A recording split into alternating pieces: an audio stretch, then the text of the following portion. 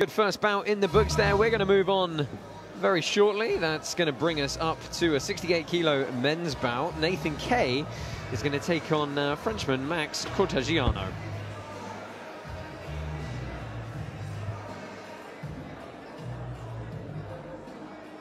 And now, ladies and gentlemen, we're set for the next contest. This time a no-gi at 68 kilograms. Please welcome first up into the arena, Max Corteggiano.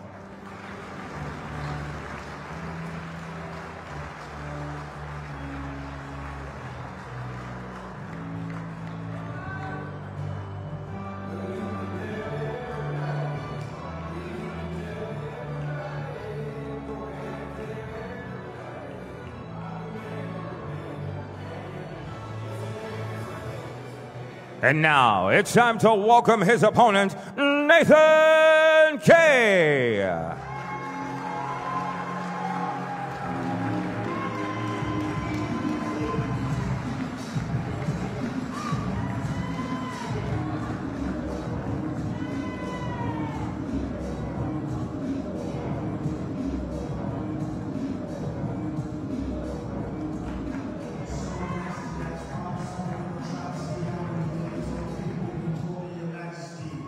Live on UFC Fight Pass and in partnership with Made for Fighters, this is Polaris 17, set for a no-gi contest at 68 kilograms. We introduce first in the blue corner, standing 5 feet 6 inches tall and representing Bittan Academy from France, Max Corteggiano. And his opponent across the arena in the red corner at 5 feet 9 inches tall, representing London Grapple and fighting out of the United Kingdom, Nathan Kay. When the action begins, your referee in charge is Greg Creel. So your referee for this one is Greg Creel.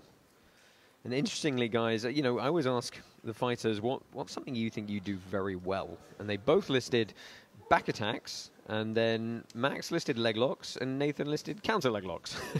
Well, we're about to see it right now. It looks just like Max has dropped straight into that butterfly guard. Yeah, and nice, attacking the legs. Nice sweep through. Not able to come on top, though. Nathan re-established his top position. Yeah, Nathan training at London Grapple, which is, of course, under Polaris vet Ross Nichols, one of the finest leg lockers in Europe, certainly. So Nathan's definitely going to be used to defending some of the best leg locks out there. Yeah, Max maintaining this bottom position here. So we're going to try and create some tie-ups. Managed to off-balance Nathan back initially, and he's done it again there, but it does look like... Nathan was sort of expecting it. Yeah, a very nice job of hiding that heel position there. You know, the leg is in a very bad position. It's all about stopping the opponent from being able to get a nice bite on that heel, which so far he's doing well. But he does not want to stay here. Yeah, it looks like he's trying to counter with a footlock on the leg that's on the inside. A heel pull almost on that inside. You know, he's doing enough to force Max to let go of that submission attempt, instead come into top position. Yeah, I mean, you've got to remember, this is scored under 3 individual periods. So technically, so far, this counts as an attack and a sweep for Corteggiano. Probably puts him ahead on the first 3 minutes on the judges' scorecards. Interesting tactic there from Nathan. You know, he was in a little bit of trouble on top, and he's chosen to go back there again. Well, no, this is one of these things where, you know, Max could be really smart here by feeling that, you know, even if he doesn't get the submission on Nathan, if Nathan's going to sit backwards to defend and he can take top position every time, like you're saying, Josh, you know, yeah, you're going to win Max on could game this a little bit to, you know, because the way that the scoring system works here in these 3-minute and 20-second rounds, which is you want to establish victory early on, and you know that puts you then you've got a bit more freedom to decide what happens. So yeah, early sweep, certainly good. Looking for a bit of outside Ashy there, not able to make it pay. He's definitely doing the better work of the two. You know, he's establishing the positions, Yeah, maybe he's not able to get things off it, but he's definitely more. Right, he was the one who he gained more. the inside position on that seated entry. He got the entry, fine, didn't finish the attack, but as you say, initiated the change of position. We are coming up to the end of that first period. So in about another 30 seconds, the judges will have to decide who they think is winning the fight so far.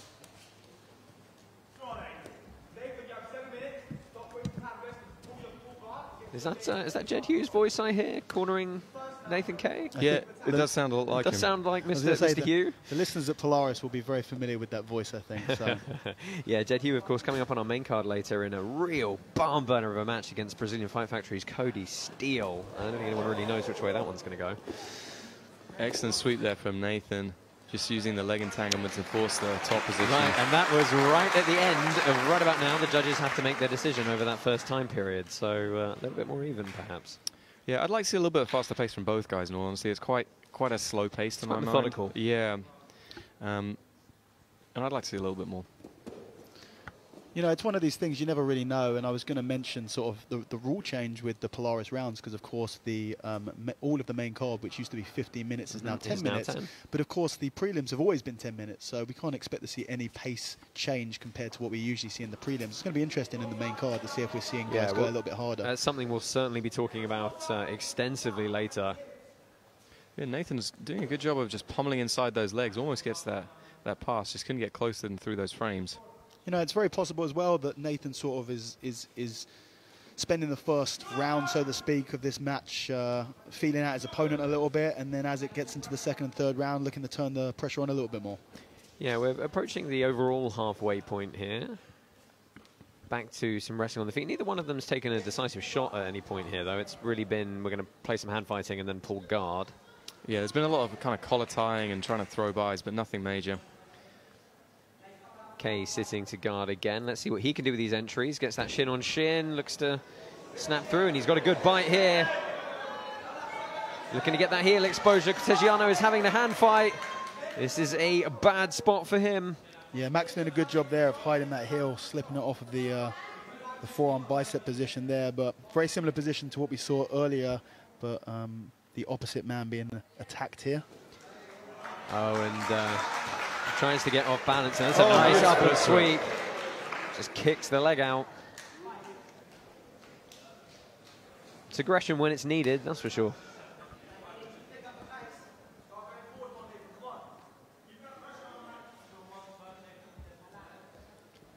So Corteggiano looking to pass again here, but wary of those leg entanglements, so stripping the legs out. Immediately re-engaging, though. That's something we've been impressing upon the fighters at their time here. In the run-up to the event, they cannot continually back away. Even if they're in a top position, if they're not pressing forward, trying to pass, they will be penalized for it. You see Corteggiano keeping those knees very tight together. He doesn't want to let that inside control get opened up by Nathan Kay.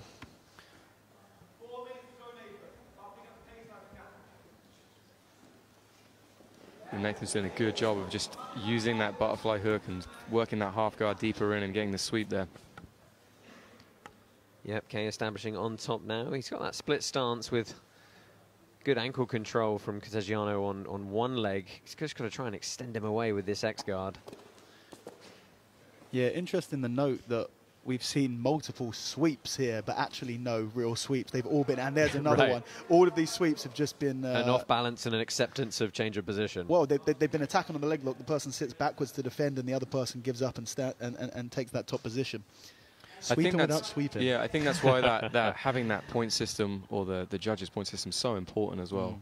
You know, if it was a more traditional point system, they'd be losing points every time for this. Obviously, we don't have that, but it allows the judges to see who's attacking more and who's trying to push the pace as well. Yeah, again, Kay's trying to stuff that top single butterfly hook inside. Well, how much are these sweeps actually scoring compared to the leg lock attempts, for example? Depends how deep the submission is. I mean, obviously, the primary goal under this rule set is to attack and submit. A deep submission attempt is going to score more than a sweep in the judge's mind. Granted, it's a little bit subjective, but I would submit that so far we haven't really had a deep submission attempt. Yeah, and I would also say that all of the sweeps have pretty much come from submission attempts. They all have, yeah. So it's not like one person's trying to submission and then getting swept the other way around. So we're into the final period here.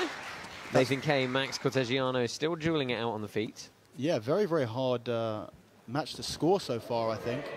You know, you've seen the momentum has really shifted back and forth throughout this match so far. Yeah, absolutely. The other thing to note about this Polaris school system is it's not based just on the last 3 minutes of the fight, it's the overall fight. So if one of these gentlemen has won the first 2 rounds, the other one needs to be pressing the pace. Well, he needs to get the submission. It's actually, this is interesting, there's something we clarified in the rules earlier, is, you know, if you lose the first 2 periods, you physically have to either submit someone or you lose. There's no degrees of how much you win a round by. It's a zero-sum game at that point. Yeah, so it's not, you know, so many people are used to watching MMA. There's no 10-8. You 3 rounds and you can have a 10-point must system. Here we go, front headlock position now. Let's see if he can snap him down. Oh, no, looks like sleeping guillotine. Yeah, you saw that hand creep through. Yeah, appeared out of nowhere, that. Well, it was Max was trying to shoot in, trying to press the pace, and got his neck caught. Which is good, again, it's good work from Max. He's trying to press the pace. Yeah, I mean, at this point, with a minute and a half left, I mean, if you had, you know, 4 somewhat failed shots, you're still going to be scoring quite well, I would have thought, for being the one trying to actually press forward. But we've got a minute left on the clock here, and Corteggiano has pulled guard here. Yeah, you can see both athletes starting to up the intensity. I think neither of them can be certain that they are winning or losing this match. I think it's certainly all to play for. Yeah, it's very, very close. I would really like to see the referee bring them more into bounds, though, right now. Yeah. I think that's going to really hamper their progress. Yeah, I mean, would you be looking to pass to that open left side if you were Nathan Kay here, knowing that you're going to be immediately contending with the boundary? No. I mean, I think we just spin them back towards the middle and get them going again. Final 40 seconds here. Nathan Kay trying to pass from this top position.